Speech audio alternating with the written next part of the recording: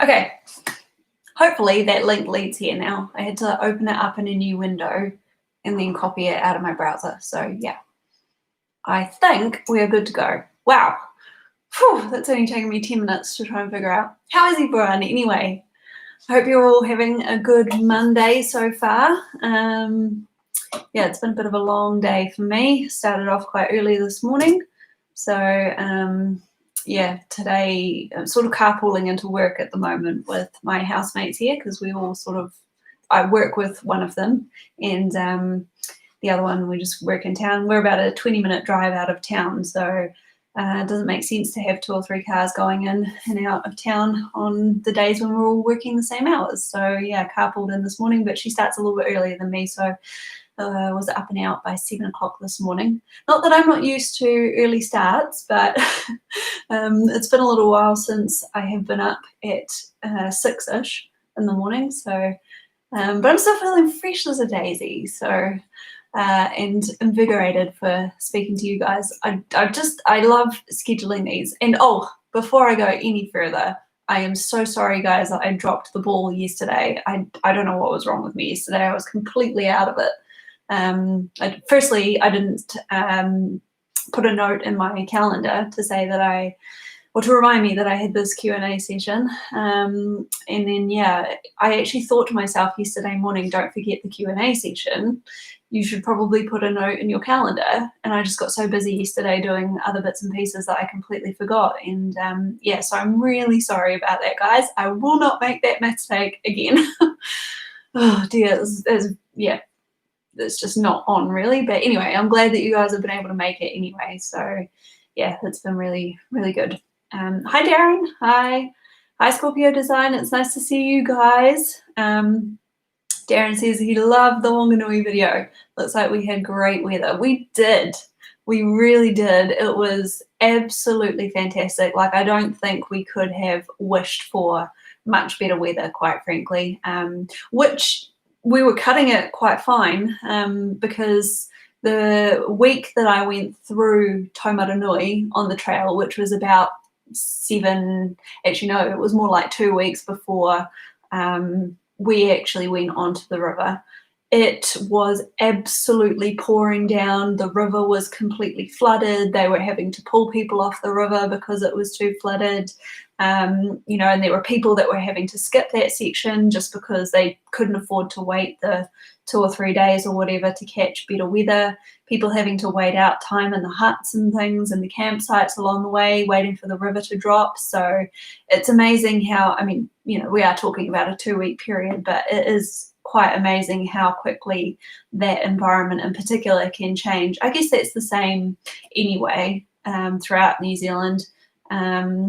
You're always going to sort of be battling the weather and the conditions a little bit because it's so changeable here because we have this tropical coastal climate. But yeah, we really did hit it absolutely perfectly. And, you know, it's funny because Dad and I, you know, we quite frequently reminisce about that journey. Obviously, it was a really, really great experience for both of us. And I loved it. I wish I could do that with every single member of my family because I think, you know, it's a really great way to build those nice, strong bonds between each other. And yeah, we quite often, like Dad quite often says to other people, like, oh, it was beautiful. I'd do those 3 days again, no problem, those first 3 days. But I have to keep reminding him that, of course, you know, if you booked to do that section of the river and you didn't hit a beautiful weather window, then it would be a completely different experience. I mean, just imagine sitting in one of those canoes for 3 days getting rained on every single day. You know, that wouldn't necessarily be great. Or having to haul your barrels up those massive steep slopes out of the river valley when they're basically just mudslides, you know, like that wouldn't have been a fun experience either because those barrels can be pretty heavy. We had, you know, some pretty heavy barrels. So yeah, but I'm glad that you guys all enjoyed the video. I loved making the video and it came out fantastic. Dad is just absolute TV gold. He really is. So yeah, I think he really made that video, which is nice.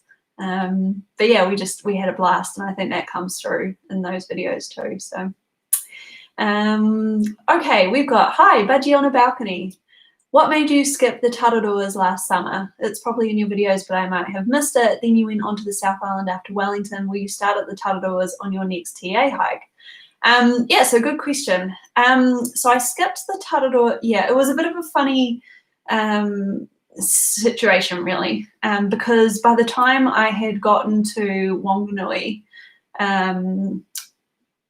obviously I'd had the situation with my phone on the river, and I'd lost a whole bunch of footage and stuff. And when I was reloading all of my details onto Dad's phone before I started off out from Whanganui again, I got this message through from Julia, who I started the Te Araroa trail with, and we'd hiked together for 4 weeks or whatever at the start. And it was basically an SOS message. So she contacted me and said, I don't know what to do. I'm feeling really down at the moment. At this point, she was about a week or a week and a half ahead of me.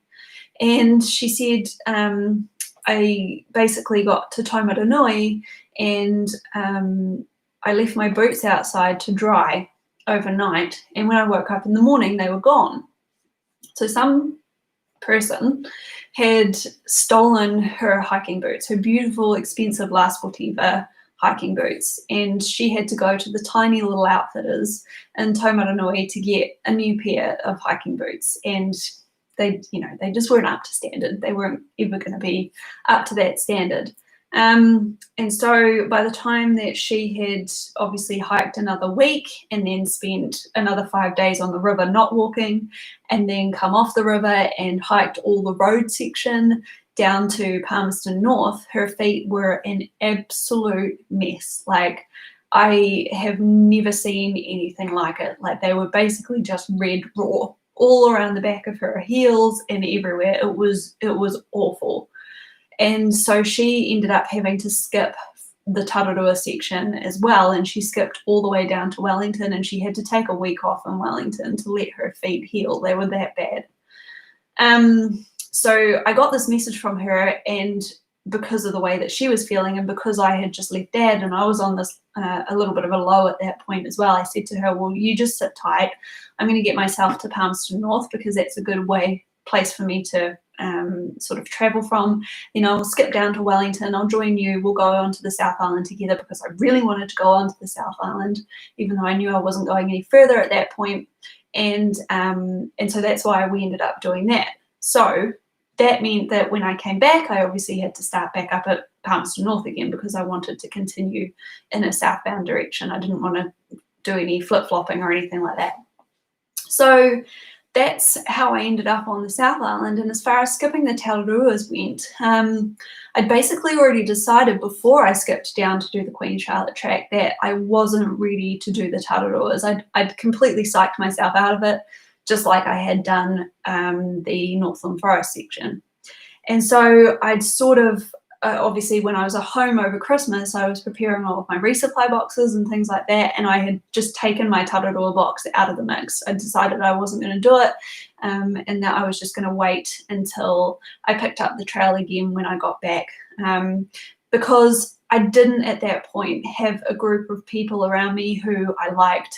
I was basically still hiking solo, and I didn't want to go into the Tararuas solo. So I picked up from Palmerston North again, intending to skip the Tararua section, and then I met this great, wonderful group of girls and people on the way out of Palmerston North, and we hiked together for the 2 or 3 day section down to the Makahika Outdoor Centre, which is basically just before the Tararuas. And yeah, like I said, by that point I had already made arrangements and I'd already planned to skip around them, and it was a real shame because at that point I really wanted to go with them, and the weather was looking really good. Like, I just had the luck of the weather the whole time. I really did. It was absolutely fantastic. Touch wood, I can have that all the way down the South Island too. But yeah, that's why I ended up skipping them, and I wish I hadn't, but at the same time I knew that I was going to have to go back and pick up the South Island with fresh legs. And so I figured that if I skipped the Tararuas as well, plus add on the fact that I still have to finish off the Northland Forest, and go back and hike that section. I figured I could work them in so that I can go and fill in those sections basically immediately before I start the South Island. And that means that hopefully I can build up some leg muscles and things, get a little bit stronger before I go straight onto the South Island and hit the Richmond Ranges. So that was the theory behind doing that. Don't know if that's going to be exactly how it happens now. I might even just end up going down and doing the Tararuas at some point towards the end of the year, if the weather is good enough, just to get them out of the way. Because with the Christmas arrangements and things like that, it's going to be a little bit difficult. I'll come back to that a little bit later. Somebody remind me if I forget. But yeah, hopefully that answers your question. And Ruth is here. Hi, Ruth. I hope you're well. Hope you had a nice weekend. Oh, she says, hi, I must watch the Whanganui video after this. She's so glad I was able to retrieve the footage. Yeah, me too.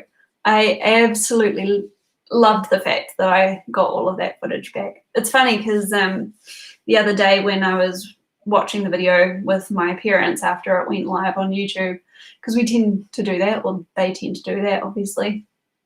We watched the next episode, like the one that follows sequentially from that straight afterwards. And, I talked a little bit at the start about hopefully I'll be able to get the footage back. And of course, at the end of that Whanganui video, I'm talking a lot about hopefully I can get my footage back and blah, blah, blah. And I really wasn't confident at that time. So I still can't believe it, to be honest. I mean, okay, it cost me a lot of money and it probably didn't need to. Because I didn't have to send it all the way back to America, but I just didn't trust anybody else with that stuff. Like, those are memories that are so precious to me. And the fact that I have been able to get all of that back and put it into a watchable video for people has been great. So yeah, I'm just super over the moon. So definitely, yeah, go and check that out straight after this. Hopefully we can keep this Q&A session a little bit shorter today than it went last time around, but hey, I'm around for as long as you guys are asking questions. So yeah, whatever needs to happen can happen. Darren says he's trying to work out what to get in the way of a phone case. Any suggestions? Not a life-proof one, that's for sure. Yeah, I better not go on a rant about life-proof because I'll get myself into trouble. But yeah, I was not happy. I was not happy at all. I mean, and to be honest, I wasn't happy from the day that I purchased that case. For a start with, the case was incredibly difficult to get on the phone. And like, okay, I'll be fair to Lifeproof. Probably it was partly an issue with me and how I had installed the case onto the phone. But there's a little, I don't know if it's the same with all the other ones like the Otter boxes and things, but there's a little silicone seal that goes around the edge of the case, obviously, to keep the water out. And when you put your phone into it, you have to like manually fit that seal in. I don't know if you guys have got, but you know, like the plastic lunchbox containers, sometimes the seals come out of the lids in them and it's like a jigsaw puzzle trying to get it back together, or like some fight with it to try and get it back in all the corners without it popping out of one. And so this is what had happened, we think, maybe with my Lifeproof case, is that when I put it on, somehow as I've gone to shut the case or snap the case together, the seal had come out on one of the corners, and so that's potentially how the water got in. But I'm also not 100% convinced of that either, because I had been having issues with that case regardless. It comes with an adapter that you can screw into the bottom to plug in your headphone set, because obviously being a waterproof case, they don't want to leave an opening there, so you can screw in an adapter to the bottom, but it never connected properly. It was always loose, and like even just trying to fit in my headphone jack to it, it never, like I would always get crackling and stuff in my ears. It was just awful. It was not fit for purpose at all. And then the little bung that went into that to keep it watertight if you weren't using the adapter, that would often just come loose of its own accord. Like I'd screw it as tight as I possibly could and it would just come loose. And I think, you know, if it wasn't the seal issue that led to me having water get into my phone, I think probably what had happened is that had come loose, and it had come basically really loose. without me realizing it before we capsized the boat. And I think that's probably how the water ended up getting into my phone. So yeah, I was not impressed at all. In terms of recommendations, I think probably the only thing I would go with now is an OtterBox. And I think they do waterproof versions, but obviously they mainly do shockproof things, because I did drop my phone a lot. So, you know, I mean, you know, it depends on if you're going to be videoing and things along the way. Like I had my phone out all the time because obviously I was videoing and taking photos and stuff. So there was a greater drop risk there for me.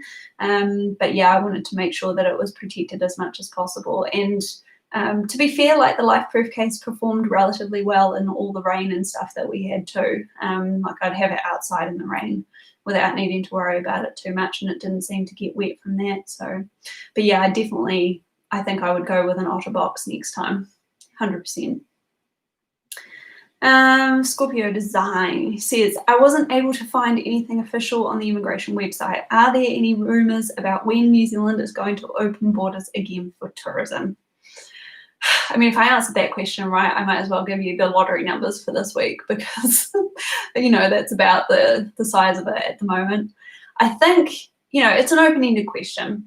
There are no rumours. There's nothing like that. Actually, I think we had an announcement today, but I haven't even looked yet. So I'll check that out later. But I think at the moment it's all just to do with how the levels and alerts and things are going in New Zealand. But the biggest thing that has happened in the last month or so in relation to that is that we had a couple of ladies come in from overseas, and it opened up a whole can of worms because they were allowed to travel from Auckland down to Wellington to get to a funeral. And when they got down there, one of them was feeling sick, and so she went and got tested for COVID, and it turned out that she had it. And it was a big saga because she hadn't been tested at all since she got off the plane. So it's opened up this massive, what has become a political debate in New Zealand about whether or not the borders should be opening, and about how tight our quarantine protocols are. Like there's been a massive crackdown here on quarantine. I think they're still not doing it right as far as I'm concerned, but yeah, there's definitely a lot more effort now. The spotlight's been shone on how shoddy it was before, and a lot of Kiwis are up in arms about it because obviously, you know, think about it from our perspective. We've just gone through this massive sacrifice where we've spent 5 weeks at home in complete lockdown, not able to go out, not able to do anything. A lot of people lost their jobs, a lot of businesses shut down and closed. And, you know, as a country, we made a massive, massive, massive sacrifice. And I think that the general feeling now is that the government has failed us by allowing the borders to open and not cracking down on the quarantine like they should be.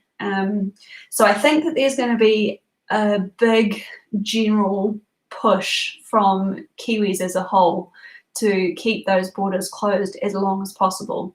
Really, it's just the tourism companies and the businesses who rely on overseas tourism who are pushing for those borders to open.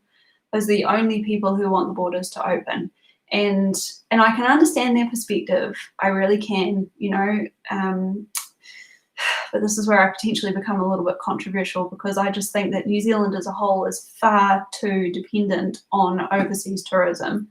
Like if our situation is that dire by losing a whole bunch of tourists, then we're in a much more serious situation than that. So yeah, so I think that, again, my opinion is that I don't see the borders opening before the end of the year, not even just to Australia. I think that we're looking at a real possibility that that's not going to happen.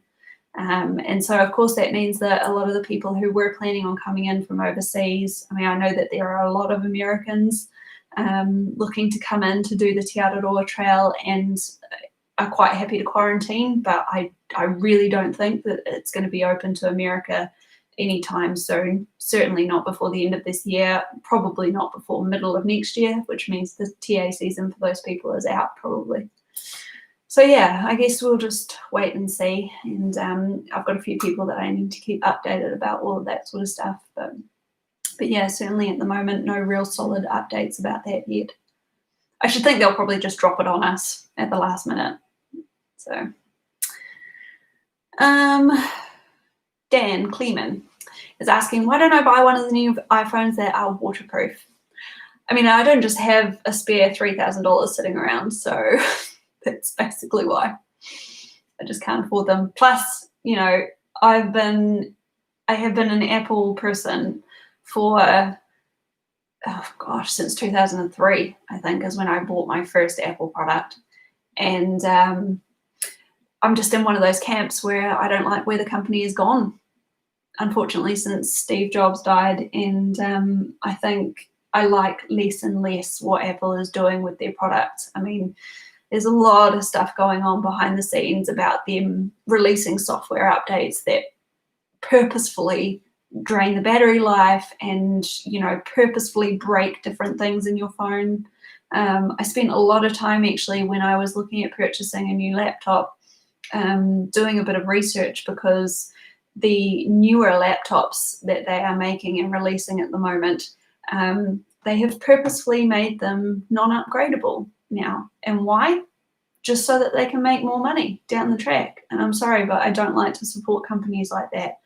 It's going to be really difficult for me. I'm looking at getting a new phone that's not an Apple phone, and it's going to be a massive change because everything I do is iCloud based, or, you know, I mean, I use Apple for everything. So it's going to be a massive change. But I just, you know, at some point in your life, you have to start looking at doing things for the right reasons. And I don't want to support companies like that. I just don't. So I'm charging $2,400 for a phone. Why? Why do you need to charge that much money? You know, I think they've got some really brilliant cameras, and by the sounds of things, they are the best video camera that I can get on a smartphone. And that is the only reason why I have considered taking out like a loan to get one. But it's just not worth it. I can't afford to get myself into that much debt for a company that I don't believe in anymore. So yeah. Right, Ruth says, how much time do you think you'll need to set aside to do the South Island, and how will resupply work?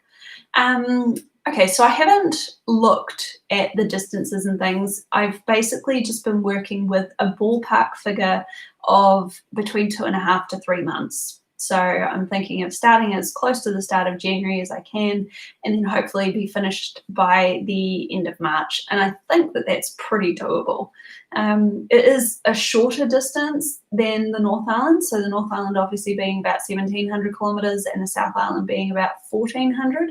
So there's about a week's difference there, I suppose. No, that would be 2 or 3 weeks difference. And it took me, what did it take me? 80 days to do the North Island. So I'm picking that, yeah, about somewhere between 60 and 70 days, I reckon, to do the South. Leaving myself a little bit of time for recuperating and things, and maybe taking a little longer to get through certain sections. And as far as resupplying goes, there's really only a certain number of places, like even less than the North Island, there's only a certain number of places you can resupply. So in some ways it will be a lot better because I will just package up my boxes well in advance and send them along. So I will be resupplying myself along the trail. I've got my sister based in Christchurch, so my plan is to get her basically to be my resupply angel for the entire length of the South Island. Plus postage within the South Island is a lot cheaper than me trying to send it inter-island as well. So that's probably how it will be happening, although she doesn't know that yet. So hey Tanya, I got to tell you about that. But yeah, so the biggest challenge for resupply obviously is going to be getting food into the places that don't have other resupply options. So like, for example, at the top of the South Island, there's nothing really between, what is it? I was going to say Howrah. It's not Howrah, is it? Anyway, the place at basically the end of the Queen Charlotte track, I'm having a complete mind blank. through to St Arno, I think is the next stop, which is after the Richmond Rangers section. Obviously that's an 8 or 9 day stretch with no resupply, so I'll send a box to St Arno. Then I will send a box through to Boyle Village probably. And then from there, I think the next place is Methven. I want to say Methven. Maybe it's Arthur's Pass. And then Methven, and yeah, then I'll just be trying to send boxes to as many places as I can. For getting around the Rangitata and Rakaia rivers, I'm probably going to be getting my sister to get me a ride around those sections. I don't really know yet. It just sort of depends on how it works out. If I can get onto the shuttles relatively easily, I'll do that. But I just figured that might be a good place to get off trail and then go and see her for a day or two, and then coming back after that. And then, yeah, once you sort of get into that South Canterbury side, Havelock, thank you. Thank you. Once you get into that South Canterbury side of things, there's a lot more regular resupply stops and things along the way. So yes, it will be boxes again, and they will all be coordinated by my sister. But if you're somebody who doesn't have family here or family close by, it's still relatively easy to send those boxes as long as you get those first 3 sent well in advance of you starting. So like, for example, Julia, when she started the South Island, we sent all of her boxes from Wellington, and that gave her, I mean, we sent a box to Havelock, and that was before we started the Queen Charlotte, and by the time she arrived there on the 5th day, it was there already. So, and that was from Wellington that we sent that. So yeah, be a bit careful of the post in New Zealand. I would definitely send it as far in advance as you can. But yeah, and if you can, send them from Picton.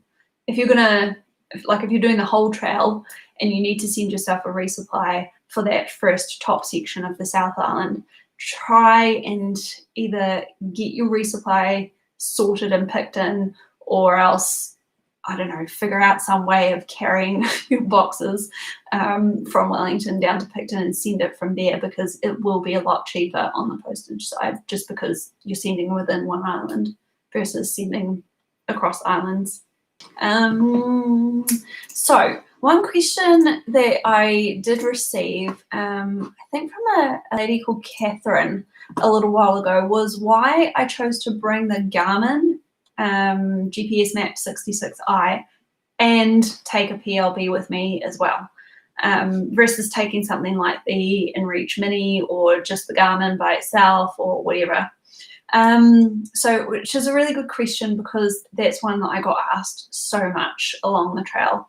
Lots of people wanted to know why I decided to do that. So basically it all just came down to my particular circumstances, and a lot of it turned on my anxiety. So obviously I wanted to be safe. So I wanted to know that if I got myself into a bad situation and I got hurt or whatever, I wanted to make sure that I had some way of calling emergency services, or, you know, flicking a button and signaling emergency services. So that's why I wanted to take the PLB with me. I did ask the question at the time when I purchased the Garmin, whether or not I needed to also have a PLB along with it, or whether I could just use the SOS function on the Garmin. Now, the answer that I got from the person that I talked to at the time, and bearing in mind that I'd left all this to the last minute and I really didn't have too much time to research it, but the answer that I got from him at the time was that, yes, essentially they serve the same function. So I can push the SOS button on the Garmin and I can push the button on the PLB, and they will eventually get a signal to the same place and I will be found effectively.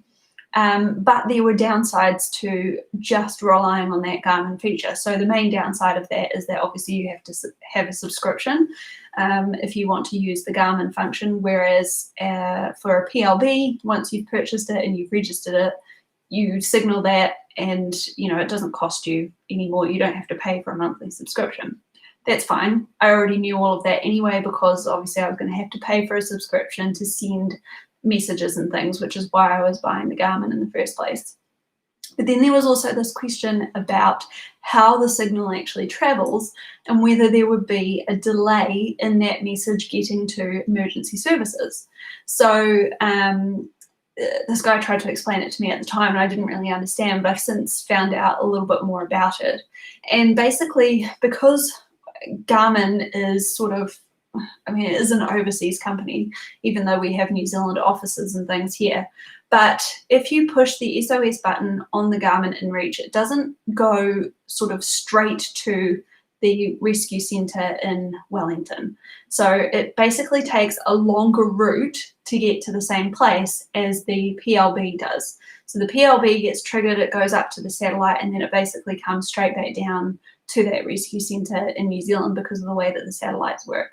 If you know more about this, please correct me in the comments down below, but this is how I understand it to work.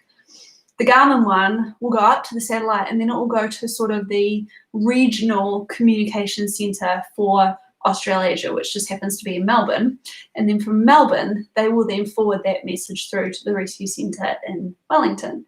Now, in reality, it probably means that there is less than a 2 or 3 minute delay between those two signals, but there was a possibility that there would be a difference in time between the signals being reached by the emergency rescue centre. And I just thought, well, for the sake of hiring out this PLB for $100, I might as well take that with me anyway. And at least, if nothing else, I've got a backup in my Garmin just in case something happens with this PLB. You know, like, I don't know, I was just renting it out. And whereas I'm sure that they keep them up to date and their batteries are obviously fine and everything, I don't know that because it's not a brand new machine. So at least I had a backup in the Garmin. And so, yeah, that's sort of the reasoning why I decided to carry both. As far as the InReach Mini goes though, yeah, I kind of wish I'd done a little bit more research into that beforehand. At the time, I didn't want to take an InReach Mini because I didn't think it was going to do what I wanted it to do. So I was very concerned about getting lost. And so what I liked about the Garmin is that I could import maps into it. And so the Garmin, they're all Garmin. What I liked about the GPS Map 66i was that I could download those GPX files in for the trail. And obviously, not only did I have a backup map system in case my gut hook failed or the TA app, which I was using at the time, failed, but it also had a backtrack feature. So if I had my live tracking on and I did get lost, I could just use the backtrack feature to hopefully get me back to the place where I last remember being on the trail. And I liked that, even though I never got to use it, and I probably don't know that I would have understood how to use it if I had to. I at least liked the option of having it. But, you know, given that I hiked 1,700 kilometers and I hardly ever used the maps and I hardly ever used, well, I never used the backtrack feature. I basically never used the screen at all. Yeah, I probably could have gotten away with the Mini and saved myself a little bit of weight. But, you know, I'm a gadget person. I'm a tech person. I like the fact that I've got that there now and I can just use it whenever for all sorts of hiking trips in the future. So, but yeah, in the future, maybe I'd just get the Mini and be done with it. But I would still carry a PLB because I think it's important to have that backup there. Oh, Jeff is saying PLB/beacon is the best option for sure. Also, the PLB should have a homing signal that the rescue team or chopper can home in on when they get close to you, and the InReach I don't think does. Yeah, I think you're right there. I think maybe my particular GPS Map 66i does have that homing function, but I think you have to pay for the subscription in order to get that function. Maybe. I think I'm right in saying that, but I could be wrong. But well done on reaching your wall and pushing through. It was hard to watch your trials and tribulations. I'm sorry. You could just close your eyes for the bits that are hard to watch, I guess. But thank you. I really appreciate that. Yeah, I'm still, you know, oh gosh, I still can't believe it's been, gosh, how many months now? I started in November, so that's nearly, well, it is 9 months. Crazy. I can't believe it was 9 months ago that I started that, and that it was so long ago that I finished now too. Crazy. And of course, with the situation in New Zealand and having the lockdown and things, I've been watching social media for the last few days because quite a few of the people that I met along the way are finishing or have now finished in Bluff. And so it's really neat, but also quite sad for me to be watching them coming in at the moment. I wish that, again, I'd just taken out a massive personal loan and just carried on and pushed down to Bluff, because I think that, you know, people will be talking about this year on Te Araroa for a long time. And I'm sad to have missed out on a lot of that. But things happen for a reason, and I did what I could, and I did what I did, and I'm happy that I did. And I'm really proud of myself for doing that. I really am. So, and I met some fantastic people along the way, which was really good. So Scorpio says, did you have any kind of SAR insurance? No, I did not have any kind of SAR insurance. I don't even know. I mean, I'm sure it probably is a thing. But yeah, I never looked into that. In New Zealand, we're pretty lucky here, I guess. Yeah, you flip the button on your PLB basically, and as long as it's, I don't even think it has to be a life-threatening emergency, but, you know, basically as long as it is an emergency situation, they'll come and evacuate you, and I don't think you have to pay anything. I mean, I'm sure most people probably end up giving a donation to the search and rescue services after they're done, but yeah. I thought originally, when I started hiking, that is how it worked, that you had to actually have a life-threatening emergency situation, otherwise they would slap you with an invoice for, you know, the helicopter call out or whatever. But apparently that's not the case. So yeah, we're incredibly lucky here. I mean, sure, if you go pushing the button for some frivolous, stupid reason, I'm sure they probably slap you with an invoice, but no, I didn't. The Garmin subscription that I had, though, did have something or other mentioned on it about costs for search and rescue, but I guess probably that would be between them and Search and Rescue New Zealand rather than me and Search and Rescue New Zealand. So right, the ET says, any changes to your gear for the South Island? Not yet. I do have plans for changing gear, but I am just super focused on making sure I've got enough funds together to actually get to Bluff. So if I end up having to just use the same gear that I've got and get to Bluff, then that is obviously what I'm going to do. So everything being equal, yes, I have plans to change. So if you've watched the review video on my pack that I did, must have been 3 or 4 weeks ago now, you'll notice that I said that I was going to be ditching that for the South Island, and that is still the plan. So I'm planning on trialing out a smaller pack just to see what happens. I loved the 62 litre capacity of the Arc Haul. It was brilliant, certainly for the northern section of the South Island. I think I will probably stick with the inReach. I'll probably stick with the Arc Haul just because I know that I'm going to have to carry 9, 10, 11 days of food through the Richmond Ranges. So I'll probably stick with it for that, just because I've got that extra bit of capacity to put extra food and stuff in. But once I get out of that section and the other following sections are a lot shorter than that, I will be looking, if I can get the funds together, I'm looking at getting another pack. And the pack that I am looking at the moment is the Waymark Evolve pack. I like the look of it. I like the fact that it's a company that supports a lot of outdoor pursuits. You know, they have some really good goals and some really great visions and a good philosophy to them as well. Yes, they are another US company, and ideally I'd like to support a New Zealand company that does something similar, but we just don't really have anything here. I could get really creative, I suppose, and make my own pack, but yeah, I kind of want to try out some other gear companies and things too, and it would be good to be able to review a bunch of different gear items and be able to report on that to you guys too. But you know, this whole channel, I guess, started from a perspective of a complete beginner who wanted to get into hiking full stop, let alone through hiking. Sort of evolved a little bit more into a through hiking thing than anything else. But as part of that, I've always been quite conscious of the things that I find difficult. And what I really find difficult is carrying a lot of weight. Like if I carry even an extra 2 or 3 kilos worth of gear, it just makes the whole experience for me a lot more difficult, obviously, but also a lot more negative, as I'm sure you've probably all seen in my videos. I tend to moan a lot more. So yeah, I want to just make the easiest kind of experience that I can without being silly about things. And, you know, in New Zealand, like I said, it's just important to make sure that you have enough to get you through the conditions and things, especially on the South Island. So yeah, you know, if I can get a little bit of money together, then I would like to get one of these Waymark Air packs and hopefully put it to, or trial it maybe in some of the sections that I need to go and fill in up here.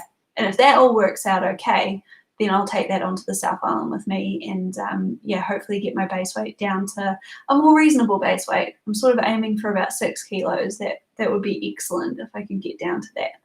At the moment it's sitting around 7.5 or 8. So if it's less than 6, that would be fantastic too. But yeah, that's what we're looking for. As far as other gear though that I've changed, no, not really. I think again, you know, if money was no option, I would definitely swap out my sleeping pad. I would go for a shorter length sleeping pad, the same one, but just a regular, I think they call it regular. No, they call it short, which is just the torso length, just to cut a little bit of weight.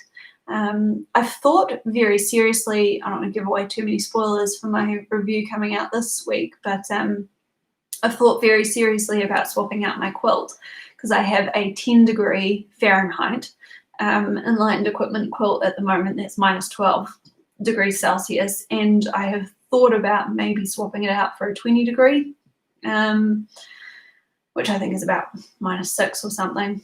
But yeah, I just think because they're not officially rated as that, because they are quilts and they haven't gone through the official rating, I think that would probably push my comfort level a little bit too much, because it probably means that it wouldn't be comfortable for me much lower than about 5 or 6 degrees. And I don't know that I'm going to have temperatures less than that on the South Island, but it's certainly a possibility. So I think warmth is more important to me at this point. But yeah, not many other gear changes, to be honest. It's all going to stay pretty much the same because I have it pretty dialed in, you know, like a few little changes to get rid of a few grams here and there. But yeah, there'll be a few bits that I probably don't even think about taking anymore. But there'll be a full gear video, don't worry, before I head on to the South Island. I'll let you know what I've got in my pack. Right, Budgie on a Balcony says, what are you looking forward to most in the South Island TA section? Is there more hut life ahead down there? Yeah, the huts are a big thing that I'm looking forward to, although both looking forward to and not looking forward to, because yeah, some of them are pretty awful. But that's just part of the experience, right? But yeah, it would be nice to stay in a hut every night rather than putting my tent up everywhere. It'd be warmer, obviously, so it'd be nice to have a fire going if it got too cold. But yeah, just generally on the South Island, it's actually quite a good question because I've been focusing a lot on what I'm not looking forward to. Like, I have a very clear picture in my head of the things that I am terrified about and the things that I'm desperately trying to think about how I can justify myself skipping some of these sections because I just do not like the look of them. But yeah, I do need to reframe it a little bit and try and put it in a different perspective. Obviously, the scenery, right? I mean, like, I've heard the Richmond Ranges section is absolutely beautiful, but there are parts of that which just scare the crap out of me. I saw some photos earlier this week of the particular section that I am not looking forward to between Little Rintoul and Mount Rintoul. There's a scree slope descent, which everybody talks about, and every TA hiker says this is legit the most dangerous thing I've ever done. And I'm not good on hills of any kind, let alone scree hills or slopes like that. So we will see about that. Wyo Pass, I've sort of come to terms with. I think I'll be okay on Wyo Pass. That was one of the areas I was really scared about. But yeah, things I'm looking forward to. So, like, I love the Tekapo region. I'm really looking forward to that part of the country. And I also love, like, Queenstown, and I think just basically anything south of Tekapo, between Tekapo and like Te Anau, for example. I think that is going to be such an amazing section through there, because I just love that part of the country. And like, people think I'm crazy for saying it, but the South Island just feels like home for me. Like it always has. I just feel like I'm coming home every time I go down there, which is crazy because I wasn't born there. I didn't grow up there. I haven't really spent a lot of time down there. I lived down there when I was at university. And okay, that was 6 years, but you know, I've certainly lived other places for a lot longer. But every time I get off that boat, off of the Inter Islander and touch South Island soil, it's like my heart just sings a little bit, you know, and I just love it down there. But I'm terrified of it. Like when you start to go from that to, you know, from driving around in the car and appreciating the beauty to, oh, actually walking through mountains like that and snow and, you know, all the other stuff that goes along with it, earthquakes. Yeah, it becomes a little bit terrifying, but there are definitely, I guess I don't know what I'm looking forward to the most because I'm just so open-minded about it. And I think that there are going to be sections that I'm looking forward to that perhaps I'm a little bit meh about. And then there are going to be other sections that I just didn't expect to be beautiful or life-changing, and they will be exactly that. So I guess I'm just going to wait and see where the tide takes me with it. Hopefully that answers your question anyway. Okay, Simondo NZ, sorry, I'm not sure how to pronounce that. Have you ever thought of doing any of the big overseas trails, e.g. the PCT, CDT or AT? Yeah, the old Triple Crown, hey? I don't know how long you've been following along for, but yeah, it's, so the PCT is actually what got me started on this journey. I won't go into the whole story again. You can find out a bit more about that on my blog. But I basically read a book, and then I read another book, and there was this general PCT theme. And I was at a point in my life where I desperately needed something to change. I felt like I was in a rut. I'd been going over the same things for years and years and years in my head. I hadn't done anything about them. I hadn't moved myself forward. I was living with my parents. I mean, I was living with my parents up until a few months ago, so that didn't really change. But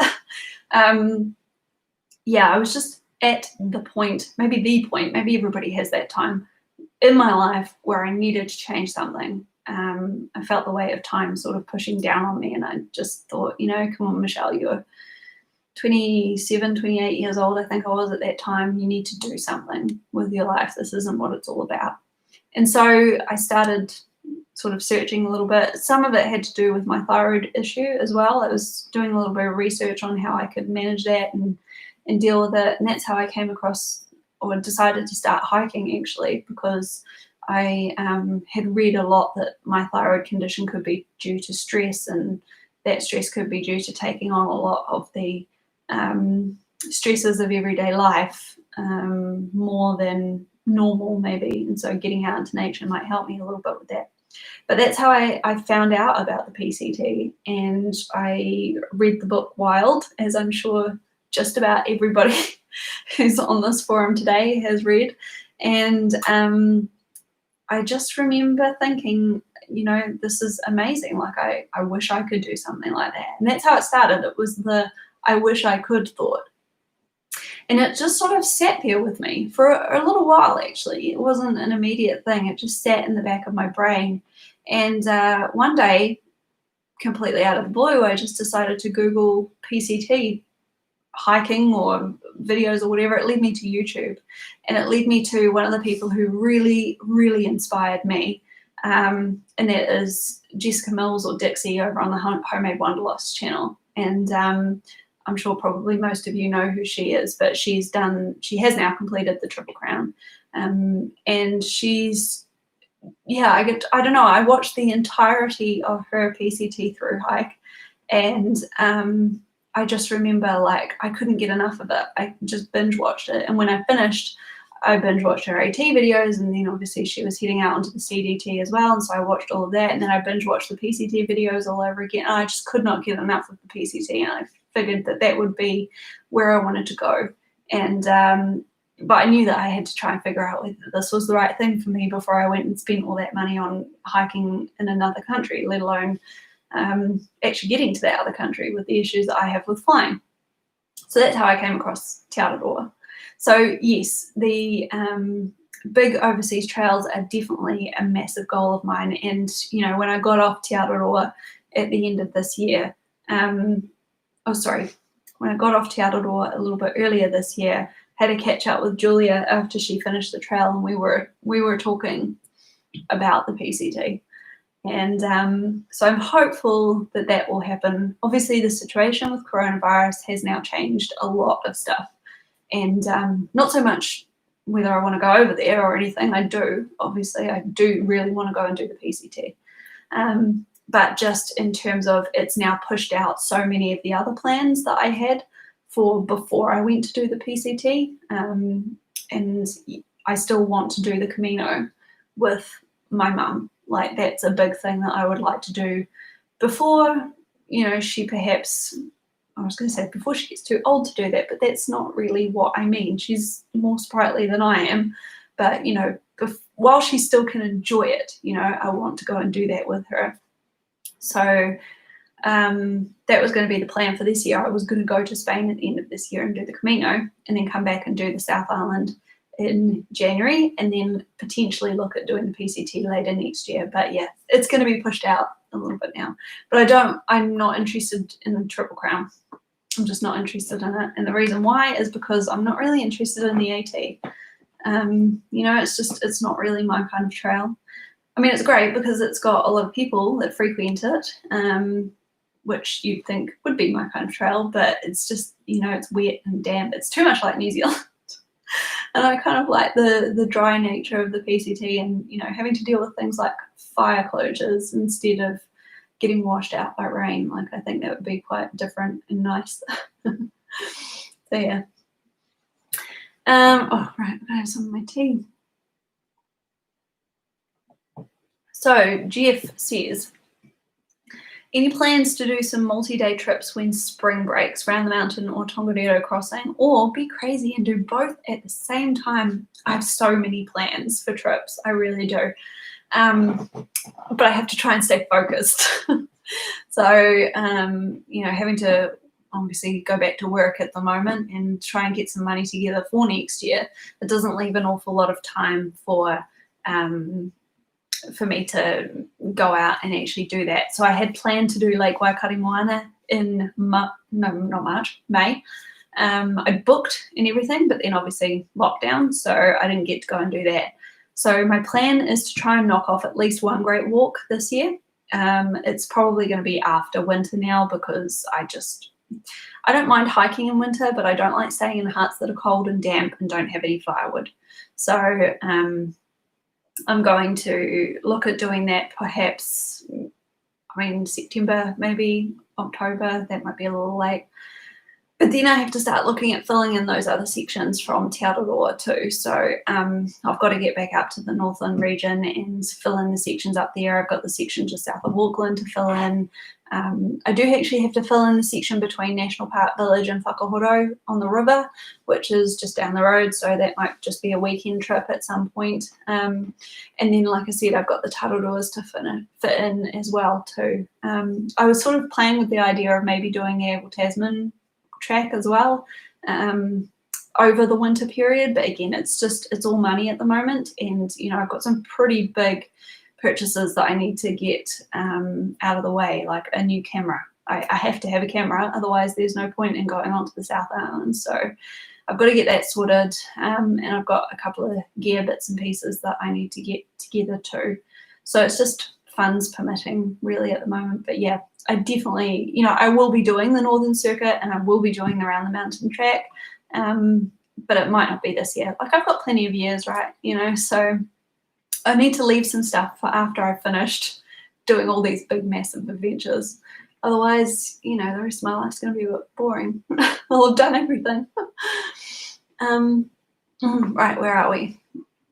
Aaron Price is here. Hi, Aaron. How are you? Hope you're good. He says, what's your biggest favourite bit of New Zealand gear?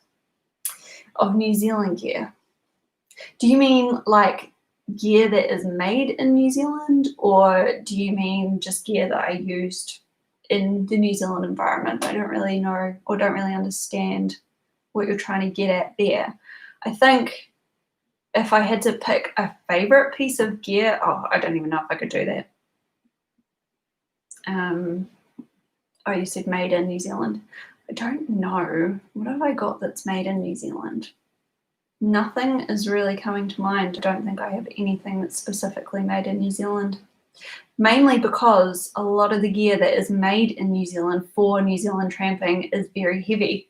And I specifically wanted to stay away from that when I was purchasing my gear. So I bought a lot of ultralight stuff. I bought a lot of just standard lightweight stuff as well. And you know, a lot of that was all made overseas, and I wasn't able to buy anything that was New Zealand made. I'd love to have, you know, I would love to support New Zealand companies and things, but I really didn't. In fact, I think basically the only things that I had that are New Zealand made was some items of my clothing. So if you've watched my gear videos, you'll know that I used primarily MacPack clothing. So I used an icefall down jacket, and then I also used a Traverse waterproof jacket as well as some hightail waterproof pants. I loved my down jacket, actually. That's a great piece of gear that I really enjoyed. It kept me a lot warmer than I was expecting to. And, you know, MacPack makes some really great gear for the outdoors. But like I said, it just all tends to be really quite heavy. So I stayed away from that as much as possible. If I think of anything else, I'll let you know. But yeah, I just can't off the top of my head think of anything that was specifically New Zealand made that I use. Leave it with me. And what's my most looked forward to South Island section of the TA? I think I kind of answered that in the questions before. So I'm just going to kind of see what is my favourite section. But yeah, probably that section between Tekapo and Te Anau, which is a massive chunk, I realise, but I think that's probably where I'm going to have that moment, you know, that Te Araroa moment. Maybe Stag Saddle, actually. That would be really cool, just to be on the highest point on the TA. That would be really nice. Bagiana Balcony says, what are your go-to treats when you're on the trail? And likewise, what do you dream of when you're on the trail to eat or do once you're off the trail? Okay, so favorite on-trail treats, probably Snickers. I do like my Snickers. What is it about Snickers and hiking, or just through hiking? I don't know what it is, but oh my gosh, like I could eat 2 or 3 of those a day if I really wanted to. It's awful. Gosh, I ate so much sugar on the trail. It's just disgusting. And then if it wasn't Snickers, it was probably Whittaker's chocolate, because, you know, I'm just a chocoholic. I really am. I kept the rest of my food palette pretty basic, you know, and I'm not one of these people who just eat spoonfuls of peanut butter just like it's going out of fashion. I carried with me some of the Pix peanut butter sachets. If you live in New Zealand, you'll know that Pix peanut butter is basically the best peanut butter out there. And they make these great little peanut butter sachets, which are fantastic for through hiking, because you can just, you know, strip one of those and squeeze it into your mouth and have a really good energy hit. But yeah, I found that could sit on my stomach quite a lot as well, so I wasn't too fussed about that. So yeah, I think it was pretty much just the Snickers and stuff when I was actually out on the trail eating. But as far as dreaming of when I'm on the trail, was always burgers. Always. I just craved burgers every time I got to town. And then ironically, when I got to town, I would sit in front of a menu that had burgers on it and I'd pick something else. I don't know. I don't know why. It's just that every time I got into town, I'd just be like, oh, I really want a burger, but this looks really good. And I'd have something completely different. So yeah, I think I probably count on one hand the amount of times I had a burger actually in a town. And then when I where was it? So we had burgers on the South Island, and then I went back to Palmerston North, obviously, and I think I pretty much hiked all the way from Palmerston North to Wellington, saying I was going to get a burger next time I was in town, and I never did. And then it was like 4 weeks later after I got home from the trail and I didn't have a burger. I still hadn't had a burger. But yeah, that's what I craved. That's what I craved. I just, love it. And chips. Nice crispy chips. Hot chips, that is, if you're a Kiwi. Oh, Aaron says, I'm doing the Richmond section with my son in December, so we'll let you know how it is. I reckon you'll be fine. Oh, okay. Yeah, I mean, if you could just like send me a video or like a picture from that awful section between Little Rintle and Mount Rintle, that would be fabulous. Oh, I don't know. Like, you have to remember that I'm coming from 0 hiking experience, and like, I am not stable on my feet at all.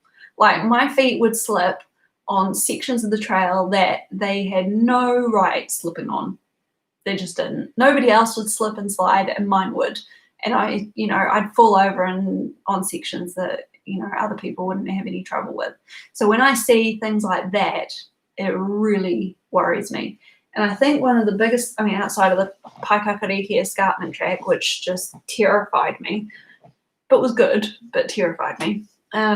I was actually really surprised that probably the second most difficult section was the descent from Red Crater going southbound, because on the Tongariro Alpine Crossing, for those of you who don't know, and the reason why, like, I couldn't figure out why it was so scary, because I've hiked the Tongariro Crossing so many times now, never in that direction, but I have, and I've never had trouble with that particular slope before, because obviously when you're climbing, it's a completely different experience to when you're trying to descend the same terrain.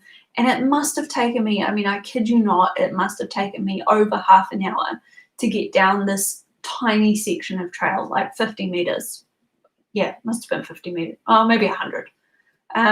Well over half an hour, and it was quite embarrassing because I was with somebody who just whizzed down it, but I just couldn't seem to make my feet stick, and I just kept getting these little visions and flashes in my head of me toppling over this cliff.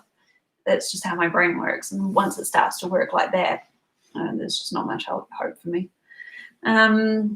But yes, that would be really helpful. I'm looking for as much information about that section as I can get. Anything difficult, anything steep, anything scree slopey, I want to know about all of it, because that's how I get my anxiety out of my head and try and figure out how to deal with it.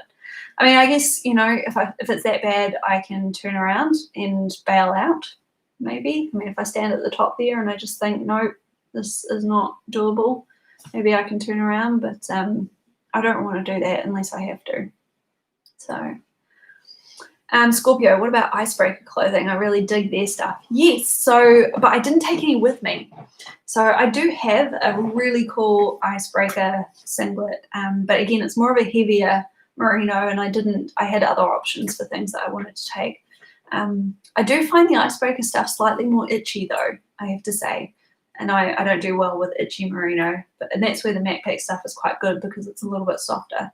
And the other feedback on Icebreaker stuff is that it just seemed to, like, everybody else was wearing Icebreaker merino tops, and they would just seem to get holey so quickly. Like, one of my hiking companions, the back of the shirt was just in shreds after about 4 weeks of hiking, just from his pack rubbing on it. So, which I wasn't very impressed with, because those t-shirts are expensive. But smart wool socks, I use smart wool socks the entire way down, and I love them. A lot of people rant about smart wool socks and they don't think that they're very good, but I really loved mine. Just some little ankle socks. Yeah, really, really good. Really good. So who have we got? Mr. HP Source says, loved your videos. What was the guitar music you used in them?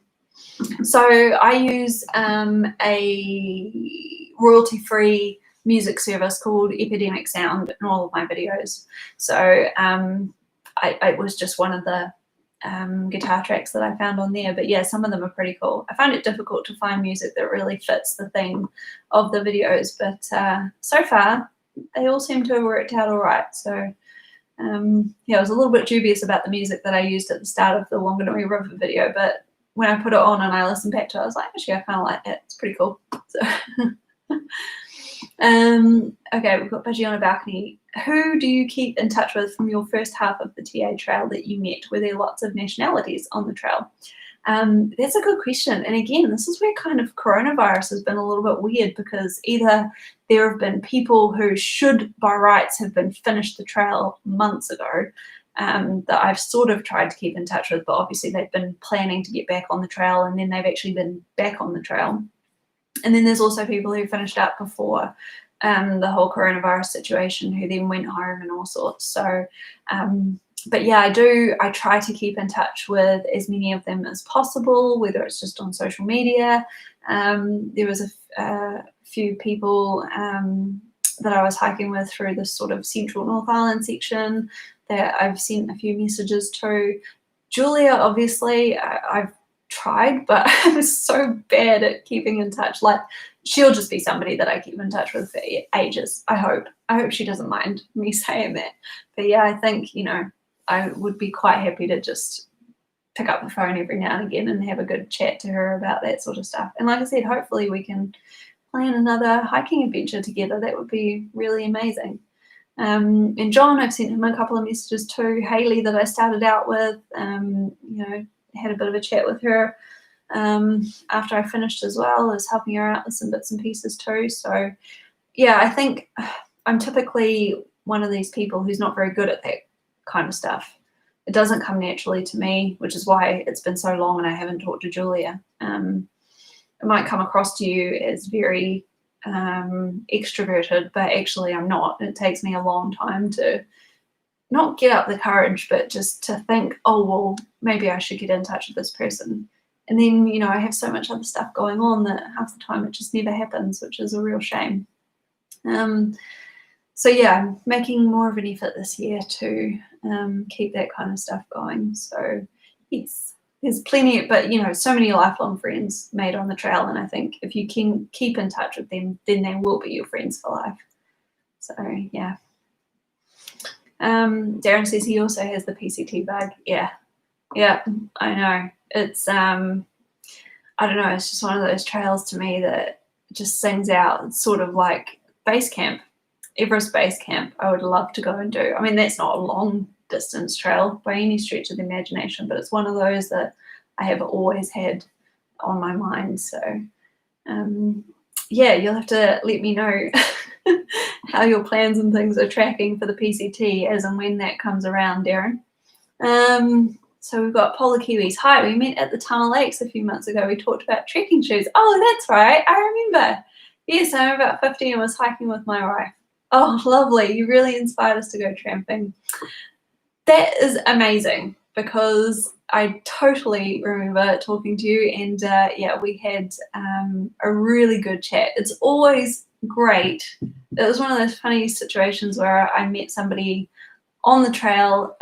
I know you didn't know about my channel at the time, but I came across a whole bunch of people, and I was on Te Araroa, who knew me through my channel, and it's so crazy. It's crazy for little old me to yeah, be coming across people who know me because I'm from YouTube. It's just weird. But yeah, if you are one of those people and you ever do see me out and about, just come up and say hi.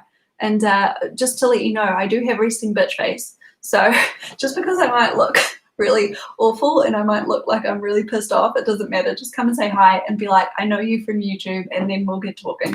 Because half the time I'm just angry or grumpy because I'm not out hiking or I'm not doing the things that I want to be doing. So, but yes, it's really awesome to meet you guys. And we talked a lot about, you know, your upcoming adventures and things like that. So it's good to hear that you've done Rotoiti. You've done the Able Tasman as well, and part of the Heaphy track too. So, hey, the Heaphy looks like it's got some pretty good weather at the moment. Just saw a few photos and things from the Heaphy the other day, and it looked amazing. So yeah, cool. It's good to hear that you found me anyway. And you're going to Stewart Island soon. That's good, because we talked about that. Cool. Excellent. Enjoy the videos. Okay, Jess says, does off-track cross-country trekking interest you as your skill and confidence grows? That is. Yeah, I like the idea of going off-track. I really do, but I think I would definitely have to be part of a group that has that kind of experience. And even if I was to purposefully educate myself in that kind of an area, I think, I'd have to get a bit more comfortable with camping out in the wilderness, but I suppose, if I picked a campsite that was out on the top somewhere, or, perhaps it was by a tarn somewhere, then I would definitely do that. I don't think I would go camping in the middle of the bush, just because I don't like the idea of doing that.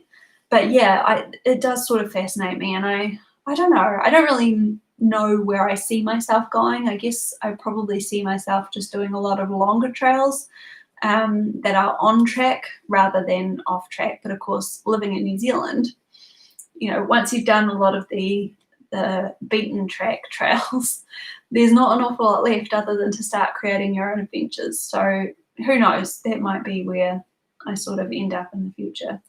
So yeah.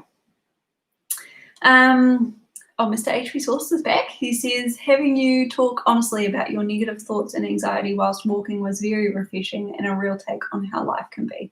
I'm glad that you thought that. I am really glad that you thought that. And, I've heard a lot of people say that to me. I often get quite nervous, or I think quite negatively about the videos that I put out there, because certainly if you're watching them sequentially and you're binging them, which I don't know how many people actually do, probably not a lot, because they're hard to watch when you binge, because I just moan a lot.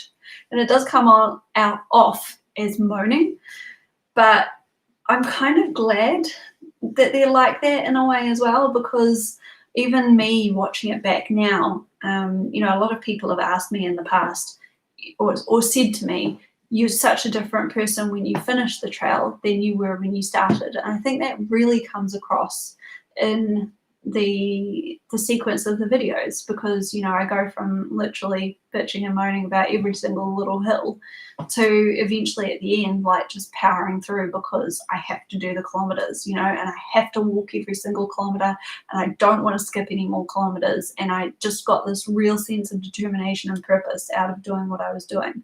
And like hitting the Queen Charlotte track was a big moment where I thought that, because there were so many hills on the Queen Charlotte track. And if that had been within the first 3 or 4 weeks of my hike, I probably would have just given up, because, they're pretty horrendous hills actually. So I really do appreciate comments like that. And I'm glad that there are people out there who find it helpful. And I think, it's one of the ways that I choose to live with my anxiety, is by sharing my experiences with other people. Because for me, it was a massive thing finding out that I wasn't the only person going through this kind of stuff. And, sort of throughout the course of my history with anxiety, at different moments, different people have opened up to me and said, I never said anything before, but I wanted you to know that I've been struggling with this for such a long time. And often these are, my role models. They're people who I've always looked up to as being very strong people. And I think, it's nice to know that those role models and idols of yours have the same problems that you do. And, we are all humans. We're all in this together. This life thing is not easy. I think 2020 has proved that. And if we can all help each other just a little bit by being supportive when we can, and by being there for people who are really struggling, then that's really important. And it's difficult to know how to be there for those people. And it's, there's a lot of people out there who are really, really struggling. I don't count myself among those people. I have issues, and I do find things difficult a lot, but, I'm not somebody who, well, not anymore. I'm not somebody who's just completely crippled by this kind of stuff. So yeah, it's recognizing when you need to take a little bit of time out. And, I have to be quite honest at the moment. I've had a few weeks now, actually it's probably nearly even a month since I posted that video a few weeks ago saying why there wasn't going to be a video that week, where I've been really, really struggling with my anxiety and maybe my thyroid condition. I don't know, but, I've been having a lot of issues with palpitations and, sort of minor panic attacks and all this kind of stuff. I think, if I'm being honest with myself, it's because I'm pushing myself a little bit too hard at the moment. But at the same time, like, this is the stuff that keeps me going. This is the stuff that makes it worthwhile going to work every day to a job that, let's be honest, I'm not really that fussed about. Like, it's good and it serves a purpose and everything, and I have to do it, but it's not really where I want to be. So every day that I get up and I can be working towards those goals is really good, and I try and do at least one thing towards those every day when I can, and that's just how I choose to live. So yeah, thank you for that comment. I appreciate that. And Jeff says, good stuff, we'll keep it up. It's great to see honesty and barriers being smashed. Nice. Oh, Tony is here. Nice to see you, Tony. You're always popping up in my feeds and my messages and things. So it's good to see you online. Your videos have been very helpful and insightful in planning my walk starting in late October if the COVID restrictions are relaxed between New Zealand and Australia. Great work. You're a legend. Oh, I'm not a legend, but okay. Thank you.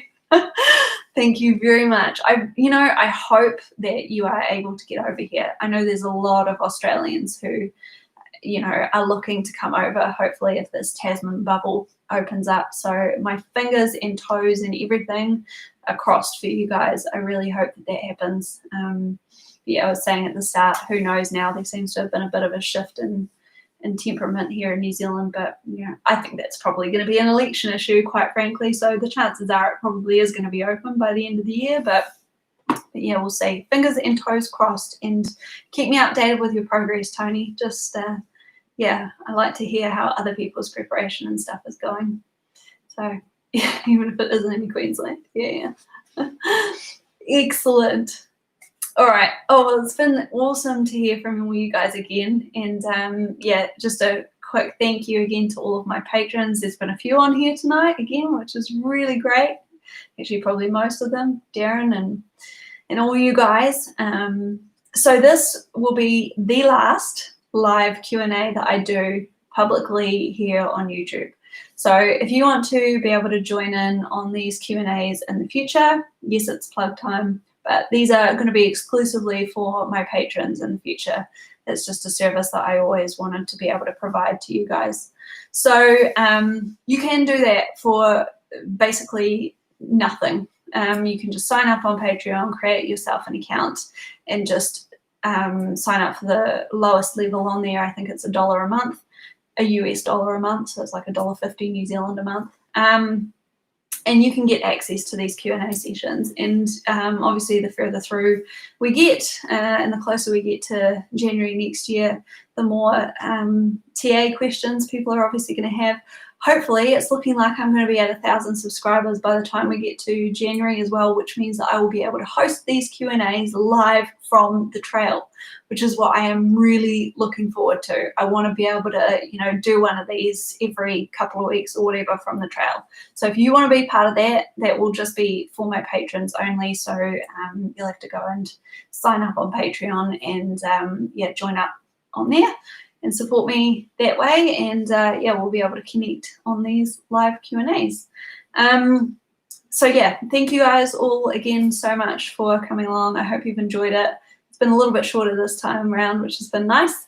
And yeah, I think we will cut it all off there. So take care of yourself, be safe, stay safe, and yeah, we will catch you next time around. All right, see you guys. Have a good night.